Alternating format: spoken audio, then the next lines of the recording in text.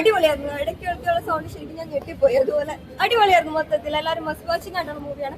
എല്ലാവരും കാണണം. നല്ല മൂവിയാണ്.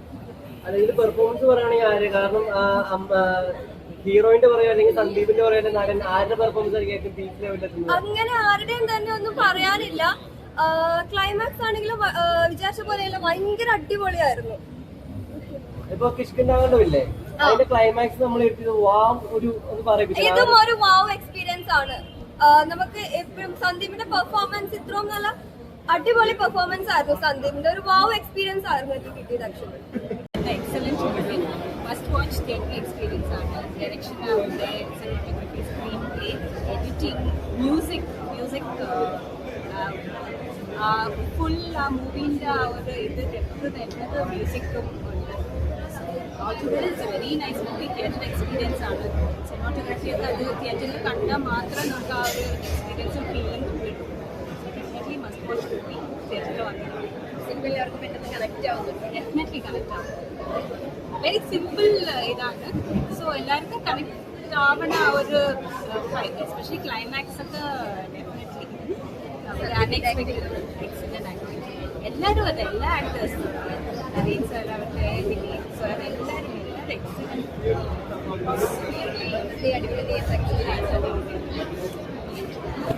സന്ദീപിന്റെ പെർഫോമൻസ് ക്ലൈമാക്സ് ഭയങ്കര ലെവലായിരുന്നു. മ്യൂസിക് ആയാലും നമ്മളങ്ങനെ ഇരുത്തും. അത്രയ്ക്ക് അടിപൊളിയായിരുന്നു. എല്ലാവരും തിയേറ്ററിൽ തന്നെ കാണണം. തിയേറ്റർ എക്സ്പീരിയൻസ് ആണ് അത്. മസ്റ്റ് വാച്ച് ആണ് തിയേറ്റർ. എല്ലാവരും പറ്റുമെങ്കിൽ തിയേറ്ററിൽ തന്നെ എക്സ്പെക്ടേഷൻ കീപ്പ് ചെയ്യുന്ന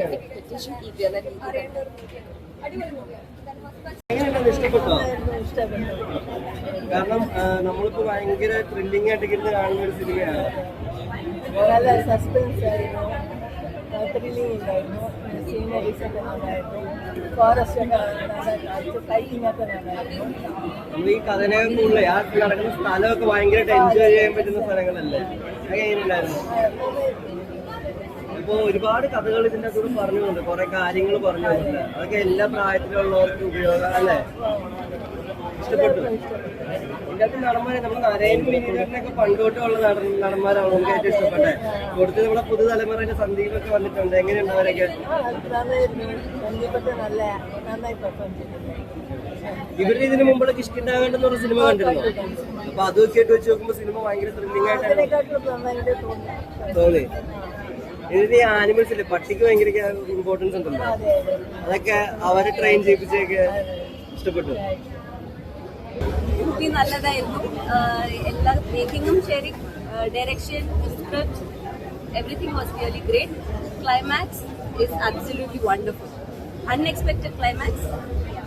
നമ്മൾ കിഷ്കിന്താകാണ്ട കണ്ട് ഇറങ്ങിയവരായതുകൊണ്ട് നമ്മളെപ്പോഴും ഒരുപാട് പ്രതീക്ഷയിക്കുന്നുണ്ട്. കാരണം ആനിമൽസിനായാലും അല്ലെങ്കിൽ അതിൻ്റെ ഒരു വിഷ്വൽ ബ്യൂട്ടിക്കായാലും ഒരുപാട് നല്ലതായിരിക്കും ഒരു പ്രതീക്ഷ ഉണ്ടായിരുന്നു. ആ പ്രതീക്ഷ അതിന്റെ പീക്കിൽ തന്നെ എത്തിക്കാൻ സാധിച്ചു. കിഷ്കിന്താകാണ്ട ഒരു പീക്ക് എത്തിച്ചത് അതിന് മേലെ എത്തിക്കുന്നുണ്ട്. one step more than കിഷ്കിന്താകാണ്ട. നല്ലതായിരുന്നു. കിഷ്കിന്താകാണ്ടത്തിലായാലും അവസാനം ഒരു പ്ലോട്ട് ഫുള്ള് ട്വിസ്റ്റ് കൊടുക്കുന്ന ഒരു രീതിയിലാണ് പോകുന്നത്. ഇതിനും അതുപോലെ ഒരു പ്ലോട്ട് ട്വിസ്റ്റ് ഫുള്ളായിട്ട് നടക്കുന്നുണ്ട്. കാണാൻ പറ്റുന്നത് ഒരു ക്രിയേറ്റീവ് സെൻസിൽ കൂടിയാണ്. You will try to solve certain things. പക്ഷെ നമ്മൾ വിചാരിച്ചതൊക്കെ വേറെ ആയിരുന്നു എന്നുള്ളത് മനസ്സിലാക്കാം. And the end the plot twist ഭയങ്കര പറയാനില്ല. അത് തിയേറ്ററിൽ പോയി കണ്ട് എക്സ്പീരിയൻസ് ചെയ്യുന്ന ആൾക്കാർക്ക് you will have goosebumps. ഇപ്പൊ ഈ സിനിമയിലാണെങ്കിലും നമ്മളിപ്പോ വിനീതേട്ടനായാലും നരേന്ദ്രനായാലും സന്ദീപായാലും നമ്മളതിന്റെ ത്രില്ലറുകൾ അധികം കണ്ടില്ല. അവര് നമ്മളെപ്പോഴും നമ്മളെ റൊമാൻറ്റിക് അല്ലെങ്കിൽ ചുള്ളന്മാരെന്ന രീതിയിലാണ്. അപ്പൊ അവര് തന്നെ ഒരു ക്യാരക്ടർ മൊത്തത്തിൽ മാറ്റിയാണ് വന്നത്. ഇവരുടെ ക്യാരക്ടേഴ്സ് എല്ലാവർക്കും ഓരോ ഫ്ലേവർ ആണ്. എല്ലാവർക്കും ഡിഫറെന്റ്. നമ്മൾ കണ്ട് നരേൻ ചേട്ടനല്ല, വീണ്ടും കണ്ട് വിനീത് ചേട്ടനല്ല. It's completely different. എക്സ്പെക്ട് ചെയ്യാത്ത ഫ്ലേവേഴ്സ് നമുക്ക് കിട്ടിയിട്ടുണ്ട്. ഒരു തിയേറ്ററിലെ മസ്റ്റ് എക്സ്പീരിയൻസ് നമുക്ക് കിട്ടുന്നുണ്ടോ? തിയേറ്റർ മാജിക് ഉണ്ട്, സൗണ്ട് ക്വാളിറ്റി ഉണ്ട്. ഭയങ്കര കയ്യടിയായിരുന്നു ആൾക്കാർ. ലാസ്റ്റ് ആ മൊമെന്റ് എക്സ്പീരിയൻസ് ചെയ്തെന്നല്ല, നല്ല തിയേറ്ററിൽ നിന്ന് കാണുന്നതാണ് ഞാൻ പറയുന്നത്. എല്ലാ ഓഡിയൻസിനോടും പ്രേക്ഷകരോടും പ്ലീസ് വാച്ചിങ് ഗുഡ് തിയേറ്റർ. അതിൻ്റെ എന്താ സൗണ്ടെല്ലാം അത്രത്തോളം നമ്മൾ കഷ്ടപ്പെട്ട് ചെയ്തിട്ടുണ്ട്. സൗണ്ട് ഡിസൈനേഴ്സ്, വിഷ്ണു ഗോവിന്ദാണ്, മുജീബിൻ്റെ മ്യൂസിക് എല്ലാം കൊണ്ടും അതൊരു പാക്കേജാണ്. എക്സ്പീരിയൻസ് ചെയ്യാം, ബ്യൂട്ടിഫുൾ എക്സ്പീരിയൻസ് ചെയ്യാം. ഇങ്ങനത്തെ ആ ടെറൈനിൽ നിന്നാണ് നമ്മൾ ഷൂട്ട് ചെയ്തതെല്ലാം എല്ലാം കൊണ്ടും നിങ്ങൾക്ക് നല്ലൊരു എക്സ്പീരിയൻസ് ആവും. തിയേറ്ററിൽ വാച്ചാകുമ്പോൾ പ്ലീസ് വാച്ച് തിയേറ്റർ.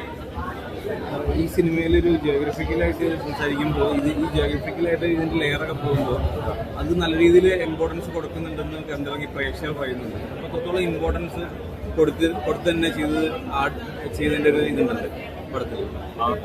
അല്ല, അതിൻ്റെ ജിയോഗ്രഫിക്കൽ വിഷ്വലും കാര്യങ്ങളൊക്കെ ആയിട്ട് തന്നെ അതും ഒരു കഥാപാത്രമായിട്ട് സിനിമ പോയിക്കൊണ്ടിരിക്കുന്നുണ്ട്. ഇതിൻ്റെ ടെറൈൻ തന്നെ ഒരു ക്യാരക്ടറാണെന്ന് തന്നെ പറയാം. എല്ലാം ടോട്ടൽ ഓരോ ആനിമൽസ് ആയാലും അതിൽ മെയിൻ ക്യാരക്ടറാണ്, സിഗ്നിഫിക്കൻ്റ് ക്യാരക്ടറാണ്. അതേപോലെ ബാക്കിയുള്ള എല്ലാ ആർട്ടിസ്റ്റ് പോലും ഭയങ്കര ഇമ്പോർട്ടൻ്റ് ആണ്. എല്ലാം കൊണ്ടും അതൊരു വിഷ്വൽ പാക്കേജാണ്, അതൊരു നല്ല പെർഫോമൻസ് പാക്കേജാണ്. എല്ലാം കൊണ്ടും ഇതെല്ലാവരും പറയുമ്പോൾ തന്നെ എല്ലാവരും ഇപ്പോൾ സാറിൻ്റെ മുന്നത്തെ പടം കിഷ്കിന്ധാഖണ്ഡം കണ്ടിട്ടായിരിക്കും ഈ പടം എന്തായാലും കാണാൻ വരിക എന്നുള്ളത്. അപ്പോൾ എന്തെങ്കിലും കമ്പാരിസൺ അങ്ങനെ എന്തെങ്കിലും കമ്പാരിസൺ നോക്കണ്ടേതല്ല. ഇത് ടോട്ടലി വേറൊരു സ്റ്റോറി വേൾഡ് നമ്മൾ ക്രിയേറ്റ് ചെയ്തിട്ടുണ്ട്, ശ്രമിച്ചിട്ടുണ്ട്, നല്ല രീതിയിൽ ശ്രമിച്ചിട്ടുണ്ട്. അത് ആൾക്കാർ കയ്യടിയിൽ നമ്മൾക്ക് മനസ്സിലാക്കുമ്പോൾ അത് നല്ല രീതിയിൽ അവർ അക്സെപ്റ്റ് ചെയ്തിട്ട് നമുക്ക് ഇഷ്ടമായി എന്ന് മനസ്സിലാക്കുന്നു. Okay, thank you.